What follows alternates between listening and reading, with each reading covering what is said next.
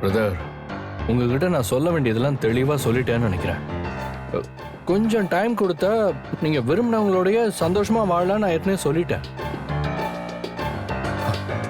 அதுவும் ஏதோ உங்களை பார்க்கறதுக்கு பாவமா இருக்குன்னு தான் அப்படி சொன்னேன். இப்படி திரும்ப திரும்ப நீங்க வேலை பார்க்குற இடத்துக்கு வந்து டிஸ்டர்ப் பண்ண எப்படி பிரதர்?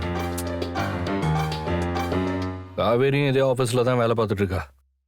நம்ம 2 பேரும் மீட் பண்றதை அவ பார்த்தானா அவன் என்னன்னப்பா? சாரி, நான் உங்களை டிஸ்டர்ப் பண்ணணும்லாம் வரல.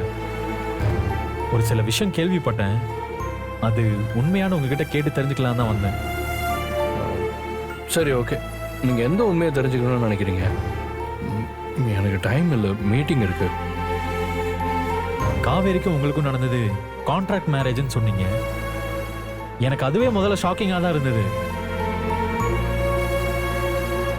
பிடிக்காம ஒரு பொண்ணை நீங்க கல்யாணம் பண்ணாலும் அவன் நல்லா இருக்கணும்னு நீங்க பேசின சில விஷயங்கள்லாம் எனக்கு ரொம்ப பிடிச்சிருந்தது. ஐயோ பிரதர், சுத்தி வளைக்காம நேரா விஷயத்துக்கு வாங்க.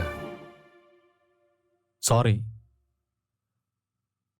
உங்க கசின் அஜய் ராகினி கல்யாணம் பண்ணிக்க போறதா கேள்விப்பட்டேன். அப்போ விஷயம் உங்க காது வரைக்கும் வந்துருச்சுன்னு சொல்லுங்க. சரி, அவங்க கல்யாணம் நடக்க போகுது, அதுல உங்களுக்கு என்ன பிரச்சனை? உங்களுக்கு பசுபதி யாருன்னு நல்லாவே தெரியும். காவேரி அவரை பத்தி எப்படி உங்ககிட்ட சொல்லியிருப்பா. அதுக்கப்புறம் எப்படி அந்த வீட்டோட கல்யாணம் பண்ணணும்னு முடிவெடுத்தீங்க?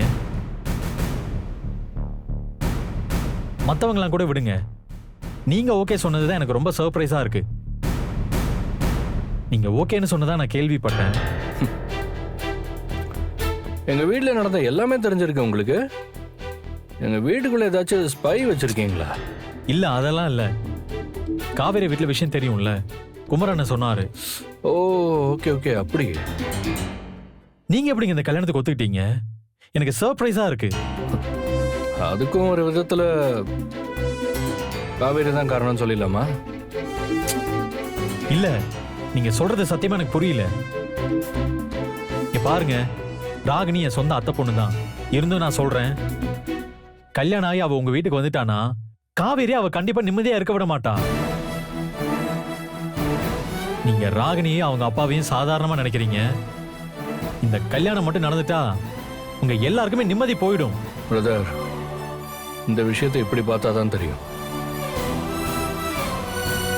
ராகினி அஜய் கல்யாணம் பண்ணிக்கிட்டாங்கன்னு வைங்களேன், உங்க ரூட் கிளியர் ஆயிடும்.